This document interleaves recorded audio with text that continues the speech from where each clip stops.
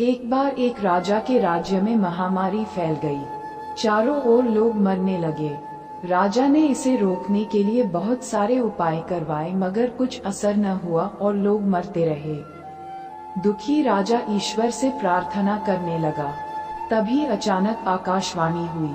आसमान से आवाज आई कि हे राजा, तुम्हारी राजधानी के बीचों बीच जो पुराना सूखा कुआं है, अगर अमावस्या की रात को राज्य के प्रत्येक घर से एक बाल्टी दूध उस कुएं में डाला जाए तो अगली ही सुबह ये महामारी समाप्त हो जाएगी और लोगों का मरना बंद हो जाएगा। राजा ने तुरंत ही पूरे राज्य में ये घोषणा करवा दी कि महामारी से बचने के लिए अमावस्या की रात को हर घर से कुएं में एक बाल्टी दूध डाला जाना अनिवार्य है। अमावस्या की रात जब लोगों को कुएं में दूध डालना था, उसी रात राज्य में रहने वाली एक चालाक एवं कंजूस बुढ़िया ने सोचा कि सारे लोग तो कुएं में दूध डालेंगे, अगर मैं अकेली एक बाल्टी पानी डाल दूं तो किसी को क्या पता चलेगा। इसी विचार से उस कंजूस बुढ़िया ने रात में चुपचाप एक बाल्टी पानी कुएं में डाल दिया। अगले दिन जब सुबह हुई तो लोग वैसे ही मर रहे थे।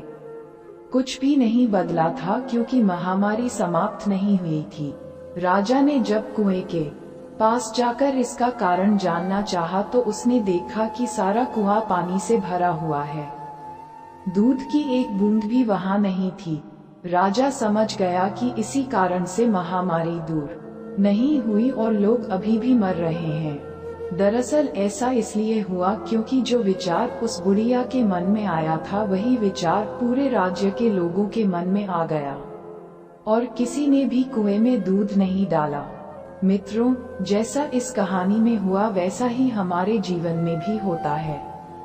जब भी कोई ऐसा काम आता है जिसे बहुत सारे लोगों को मिलकर करना होता है, तो अक्सर हम अपनी जिम्मेदारियों से यह सोचकर पीछे हट जाते हैं कि कोई न कोई तो कर ही देगा, और हमारी इसी सोच की वजह से स्थितियां वैसी की वैसी बनी रहती हैं।